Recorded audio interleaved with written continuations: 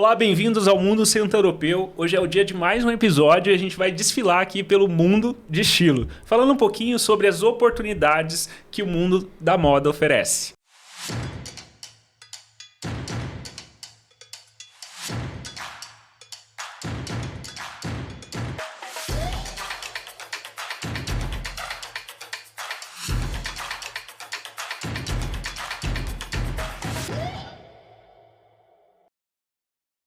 Olá, eu sou o Ronaldo Cavalieri, CEO do Centro Europeu, e hoje a gente está aqui num episódio onde a gente vai falar sobre as demandas e oportunidades do mercado da moda. E quando a gente fala do mercado brasileiro, nós estamos falando da quinta maior potência em termos de mundo, né? Tem aqui dois grandes convidados, né, que trabalham nesse universo. Marlon, bem-vindo. Obrigado, Ronaldo. Né? Obrigado pelo convite. E o Rob também, que está aqui com a gente, né? E a gente vai entender um pouquinho mais, né, de como vocês vivem esse universo. Bem-vindo, Rob. Perfeito, obrigado, Ronaldo, pelo convite. Me conta aí, Marlon, para começar, né? Qual que é o seu papel nesse mundo da moda? Tá, então eu sou o Marlon Shinli, eu sou formado em design de moda aqui pelo Centro Europeu em 2012, 2013, também formado em design de produto.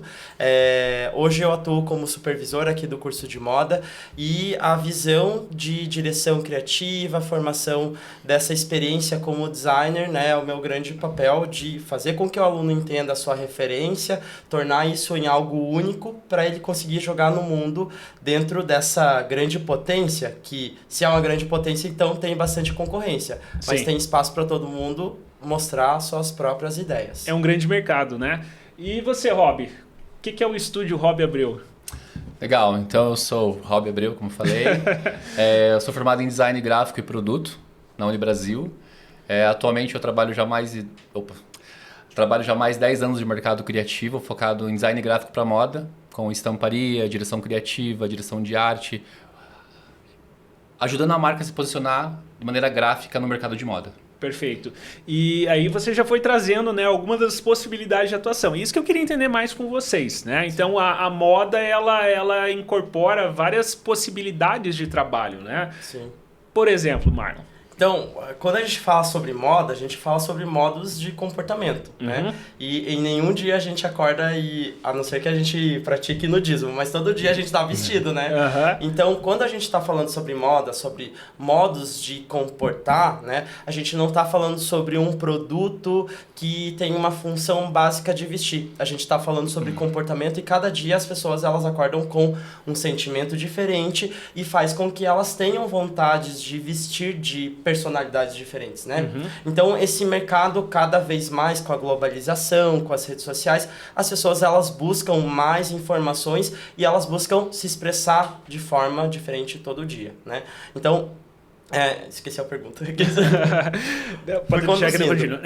Mas assim, a indústria da moda, ela atende desde daquela necessidade básica do vestuário até a moda de alto valor agregado, né? Sim, sim. Então, se a gente pensar nos personagens que circulam nesse universo da moda, né? O estilista, né? O Rob falou, por exemplo, né? Trabalha com estamparia. Quais são as possibilidades de atuação nesse mercado? Então, quando a gente fala sobre moda, a gente pensa muito o estilista, que é o grande papel de destaque dentro desse mundo da moda. Só que para fazer com que todo esse universo funcione, a gente tem no backstage diversos stakeholders, diversos profissionais que fazem isso acontecer. Então, a gente tem desde a concepção da ideia, produção dela, lançamento, venda e pós-venda. Então, para a criação, a gente tem o estilista, o diretor criativo, o designer, cada um com uma função específica. Geralmente a gente acha que o estilista é o que é o maior trabalho, mas ele entende mais sobre o estilo, trabalha mais em ateliê. O designer, ele já é mais contratado em empresas para entender do branding da marca e conseguir desenvolver coleções e até a pilotagem, né, até a produção disso. E o diretor criativo, ele toca a marca. Fora essas funções que são mais da alma do negócio da moda, a gente tem os profissionais que eles são profissionais satélites que eles endossam a produção dessa ideia. Então, desde o pessoal que faz estampa, desde o pessoal que faz modelagem, pilotagem, porque o diretor criativo, ele é o profissional que ele consegue conduzir toda a ideia dele para que no final ela consiga ser realizada. E no meio disso tudo, existem diversos profissionais que realizam isso e tem mão de obra especializada para trabalhar. Então, desde a parte da criação, a parte de produção, assim como pilotista, modelista, designer de estampas, até a parte da produção de estilo, a imagem, a comunicação visual das marcas, né? A gente precisa tirar foto, a gente precisa mostrar para o mundo essa ideia, esse lifestyle que a gente quer vender. Então, modelos, fotógrafos, produtores, marcas de acessórios. Então acaba tendo uma abrangência que envolve, né, um setor muito grande e profissionais que vão derivando, né, e agregando a esse setor. Fora que daí ainda as vendas, né? Então, assim, é um cenário bastante extenso com diversas engrenagens que faz tudo isso funcionar. Então, quando a gente cai dentro de um curso de moda, a gente tem uma visão ampla de como que isso acontece, a gente entende todas as funções que a gente precisa fazer com que uma marca ela, se construa, e quando a gente entra no mercado de trabalho, dentro desse cenário da moda, a gente consegue se direcionar para alguma função específica, né? Geralmente a gente pensa, criar marca, mas existem diversos outros trabalhos que endossam esse mercado da moda ser mais robusto. Perfeito. E no teu caso, Rob, como que é esse papel que você assumiu dentro dessa indústria da moda? Como o Bardo falou, é uma cadeia, né? Então, a produção, desde o estilista que pensa na concepção de peça, como vai ser esse olhar dele, ele precisa de uma equipe, né? Como o Mário falou, são várias repartições, né? E eu entro muito na parte, digamos, mais gráfica da moda. Então, por exemplo, o estilista pensa muito num tecido, num corte, mas que tipo de estampa se entra para aquele conceito? Sim. Aí que eu entro. Então, na personalidade, no tom da ilustração, nesse grafismo. Então, a gente baseia muito nesse conceito do estilista, que é um guia criativo, mas a gente leva para o estúdio, porque é um estúdio que foca muito no processo manual, para chegar dentro do conceito real do que ele deseja, né? Perfeito. E a visão, além dessa parte criativa, gráfica, o Marlon falou também sobre a marca, né? Então, assim, você tem um produto, você tem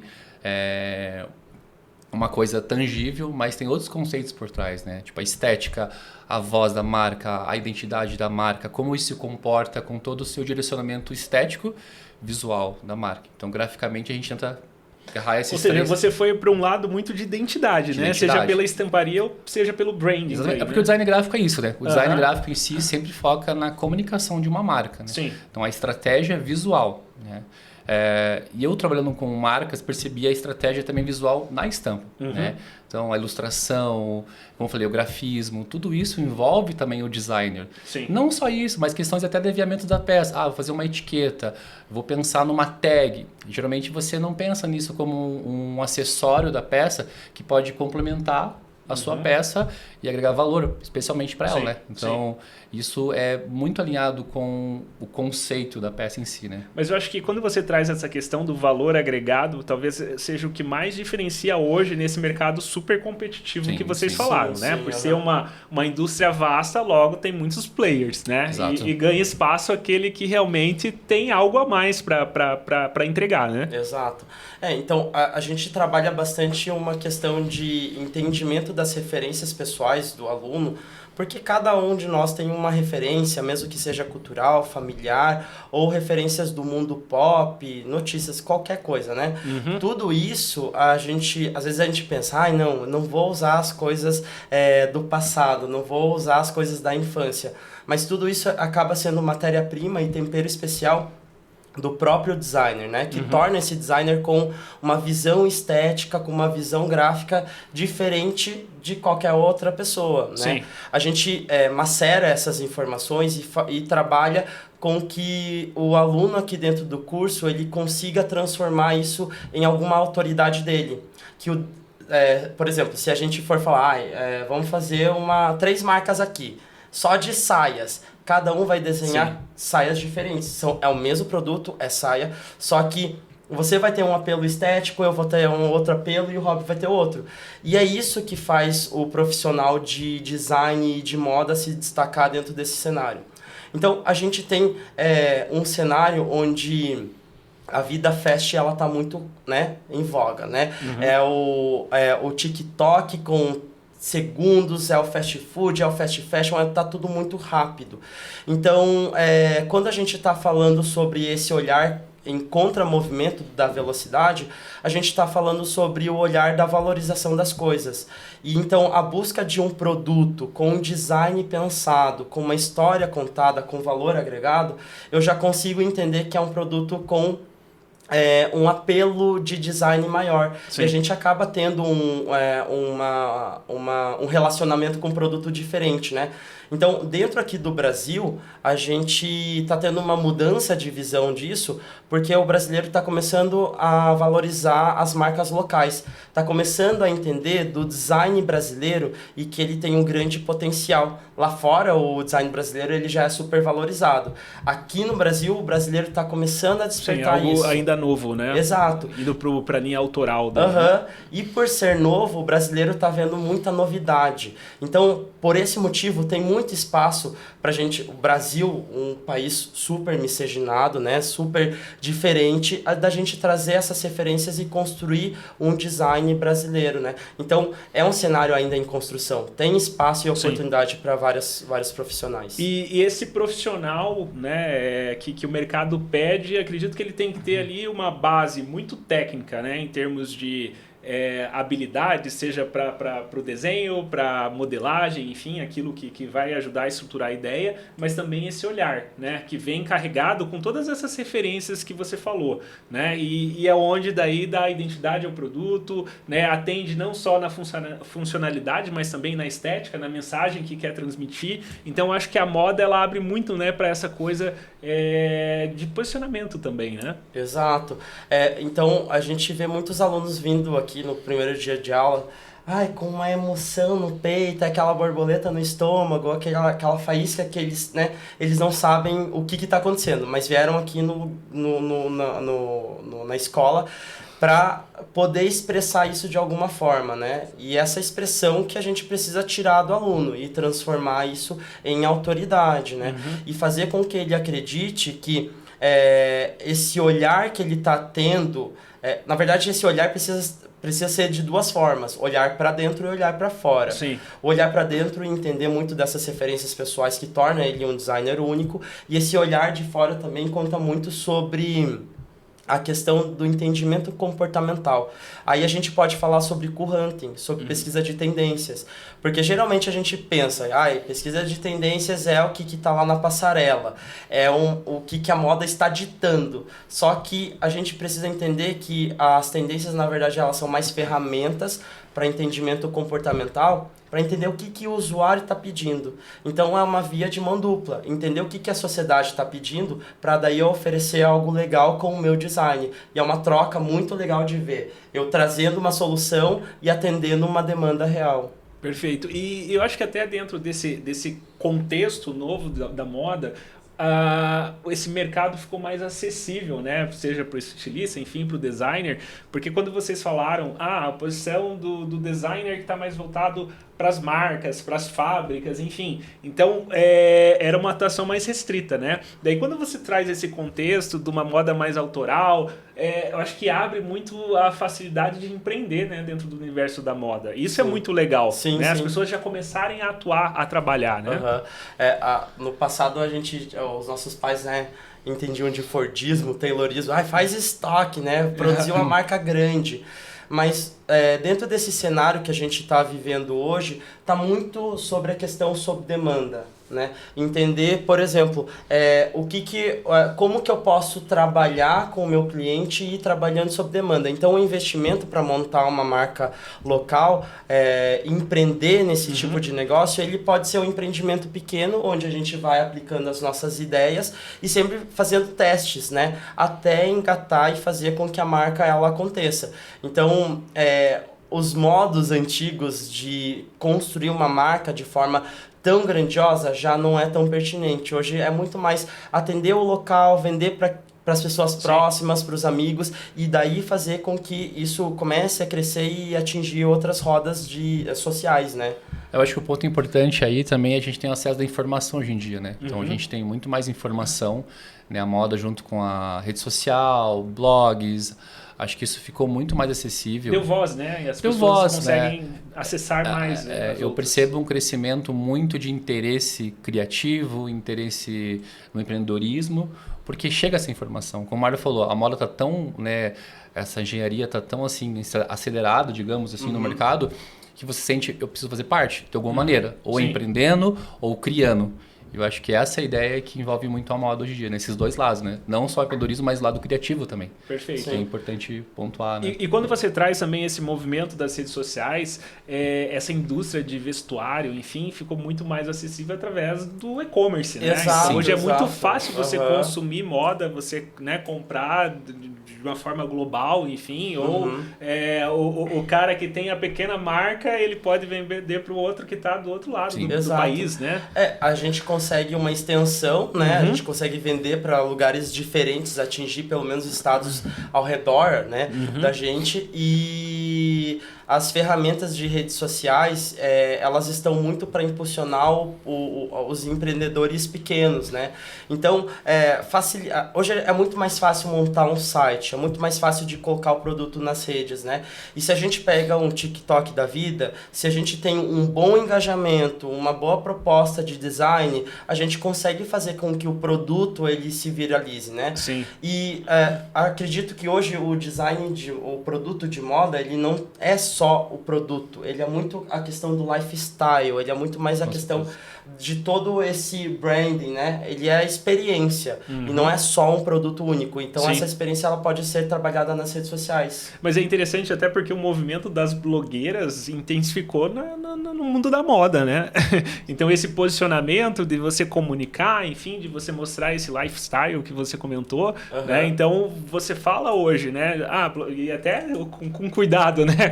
Porque muitas vezes vai para o outro lado. Mas de imediato você conecta essa indústria. Exato.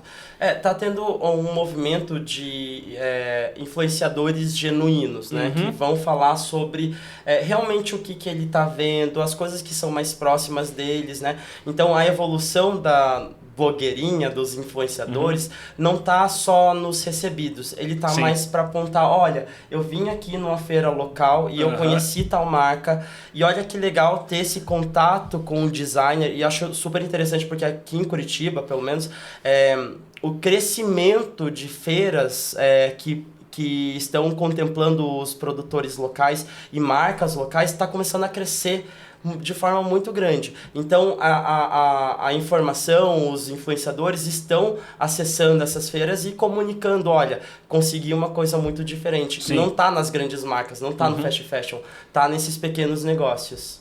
Uma coisa importante que eu percebo também é que as marcas grandes estão olhando para as marcas pequenas. Então, assim, quando as marcas grandes, digamos assim, essa produção mais em massa, digamos, de marcas, quando vê marcas pequenas, percebe uma autenticidade em marcas pequenas, né, ou marcas autorais.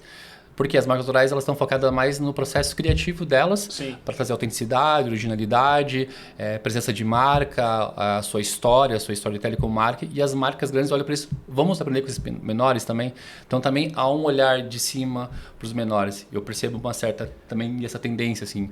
Porque é onde surge os amadores que se tornam criativos, né? Não tem medo de errar, sabe? Porque daí acaba sendo algo que estimula, né, as pessoas a tentarem, né? E a se profissionalizar, a desenvolver realmente técnica, olhar para poder se lançar. Porque daí até quando você fala, né, desse mundo muito rápido de rede social, de TikTok. Hoje o TikTok, por exemplo, é um lugar onde você pode ver a avaliação das pessoas em relação aos produtos, né? Então, se você, de repente, tem lá a sua marca, né, local, e daí aquilo de repente explode, viraliza e as pessoas estão atestando, poxa, isso é bom, né, isso é de qualidade. Então acredito que facilita a abertura de mercado para muitas pessoas que querem ingressar na moda, né? O Marlon falou um ponto muito interessante assim, sobre o produto. Não é só o produto que é importante, né? Quando você faz uma marca, vamos pegar uma marca local, uma marca com identidade, tem que estar muito ligado aos seus stakeholders, né? Muito ligado ao seu público. Porque esse público está ligado ao que tipo de negócio você está inserido. Então, pegando o mercado streetwear, que é um mercado que eu atendo muito, que é o streetwear. As pessoas ali, elas não é uma coisa muito assim, vamos seguir um pouco do que é tendência. Eles se identificam com o comportamento daquela marca, com a linguagem daquela marca. Tem um propósito. E eles estão falando, é um match, sabe? Entre o cliente e a marca. Sim. Então, se a marca não falar uma mensagem, digamos, verdadeira, né, o cliente vai entender aquela mensagem. Cara, ele não está codificando a nossa linguagem da rua. Então, por isso que a marca tem que ter um posicionamento muito mais ativo e real do cliente final, assim, né? E até a própria questão da sustentabilidade, né? Que eu acho que está sendo muito discutida nesse universo da moda, mas eu acho que ainda precisa ser mais exercida, né? Sim, né? Mas eu acho que daí tem esse link também, né? De conexão. Poxa, isso para mim faz sentido, Exato. então eu vou consumir algo que também preza por isso, né? A moda deveria ser tratada, a gente usar das roupas que a gente mais gosta até ela se detonar, né? E quando a gente está falando sobre produto de marca local, a gente consegue esse cuidado nos acabamentos do produto, né? E a gente acaba tornando esse produto mais durável com o design que eu assinei. Então, a partir do momento que esse produto cai no guarda-roupa de um usuário, o apreço por esse produto ele acaba sendo maior. Então, a sustentabilidade de ter um produto que tenha maior durabilidade, Sim. assinado, o apreço, ele acaba aumentando, né? Então, esse cenário da sustentabilidade, ele está sendo muito bem preenchido com essa visão das marcas locais, né? Então, está começando a se construir. As pessoas, o movimento de acordar, né, de despertar da sustentabilidade, ela já tinha antes da pandemia. A pandemia ela estourou, as pessoas começaram a refletir um pouco mais e está se tornando daí um movimento um pouco mais popular hoje em dia, né? Então, aos poucos, né? Tem uma campanha da Stella McCartney que ela fez, que ela usou, ao invés da sigla ASAP, de as soon as possible, ela usou como as sustainable as possible. Então, o mais sustentável possível. A gente não consegue ser 100%. E aí já está um ótimo começo para... então eu vou utilizar de um tecido e eu vou reduzir os gastos, né, o recorte, vou fazer recortes mais retos para tentar eliminar menos resíduos no meio ambiente. Isso já é uma proposta. Pensar que um casaco, na escolha da cor, que vai durar pelo menos mais de 3, 4, 5 estações, também já é um propósito. Então, é um trabalho de formiguinha, que a gente está trabalhando, o mundo ali roda, gira, capota e a gente da moda precisa se adaptar a essas questões, mas está a caminho, assim, sabe? Pelo menos o pessoal interessado de moda já tem essa consciência. E a moda dita moda, né? Então é bacana começar esse movimento, né? Porque daí, com o passar do tempo, a tendência é intensificar. Né? Exato. 10 anos a gente falava muito sobre moda democrática, né? Então a gente via muito a moda olhando para o público feminino, prezando pelo estereótipo de um corpo magro, e hoje esse cenário mudou bastante. Então, a moda ela começa a olhar para outros biotipos, olhar sobre a sustentabilidade principalmente, e o público masculino ele finalmente conseguiu se encaixar dentro desse sistema de design da moda, dessa inovação de moda, principalmente com street design, né? com streetwear, né? Então, a gente tem uma visão hoje um pouco mais diferente da moda, que ela está atendendo muitas pessoas, a passos pequenos, mas com uma proposta grande.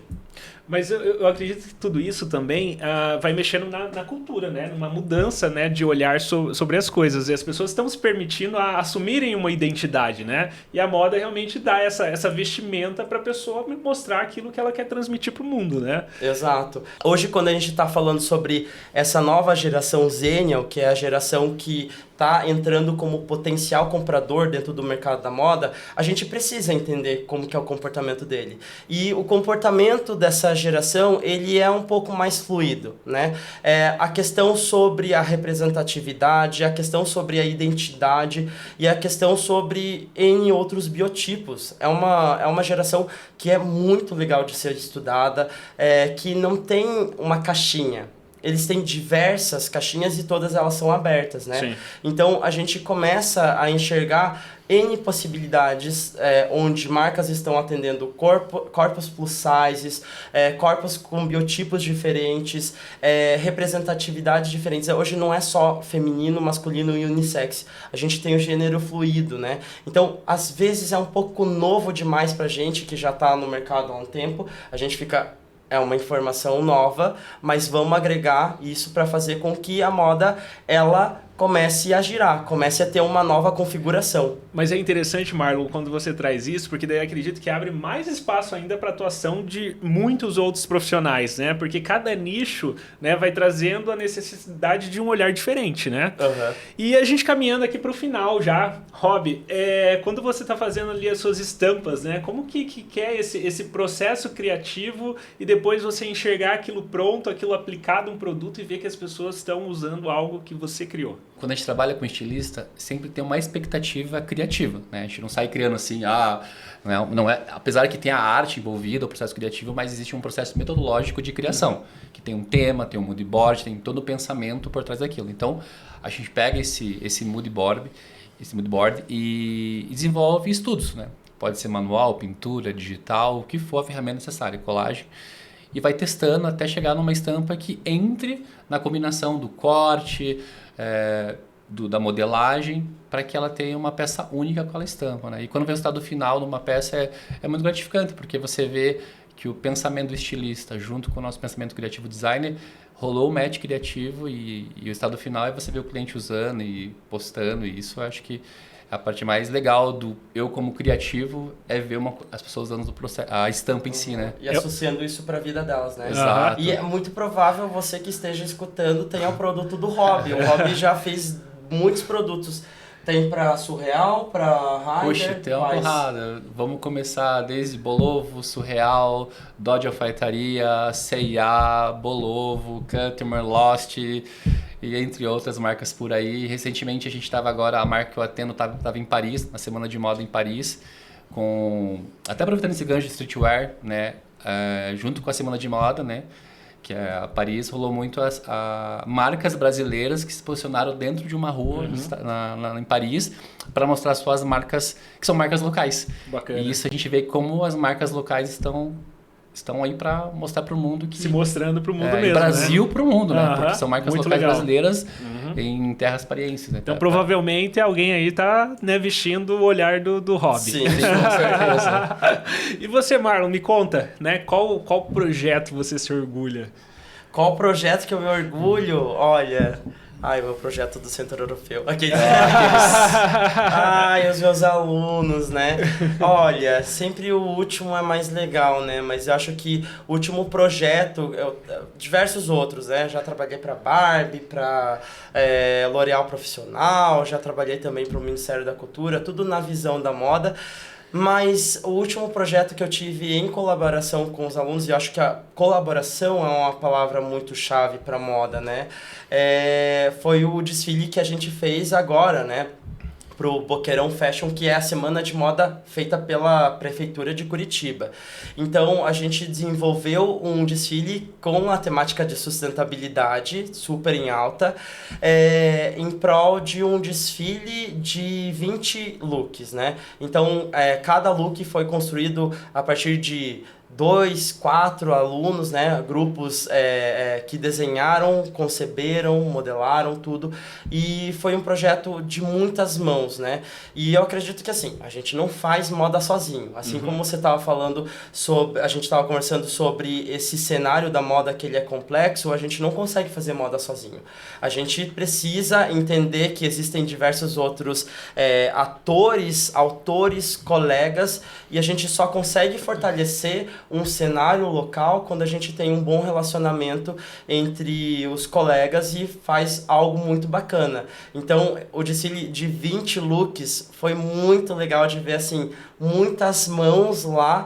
e que conceberam todo o design da coleção e ver que tudo funcionou, né? E tudo ficou muito bonito, foi emocionante de ver. Então, esse é o meu último projeto, assim, que eu fiquei assim, uau, muito legal. E eu não desenhei nada, só tava lá coordenando os alunos, acreditando neles e botando, assim, bastante carinho para que eles se sentissem muito especiais, né? E eles são muito especiais. Em 3 meses de aula, são alunos novos, né, do primeiro semestre, eles já conseguiram desenhar uma coleção excepcional, assim, tava com início, meio e fim, e tava tudo muito redondinho. Muito bom. Na verdade, você não desenhou nada, você simplesmente guiou todas essas mãos que você falou, né? Segurei todo mundo e disse, vamos junto, gente. Muito bom, pessoal. Gostaria de agradecer a participação de vocês. Obrigado, Rob. Obrigado. Obrigado, Marlon. Eu que agradeço. Né, a gente vai finalizando aqui esse episódio, né, onde a gente falou de todas essas oportunidades aí do mercado da moda, que vocês viram que é um mercado muito abrangente e que cada vez vai ter mais espaço para quem tem um olhar único e quem tem vontade, né, de agregar a essa indústria bastante promissora. E claro, fica aqui o nosso convite para quem ainda não nos segue no YouTube, então é só se inscrever também, seguir no Spotify e aguardar aí o nosso próximo episódio do Mundo Centro-Europeu. Até lá, um abraço.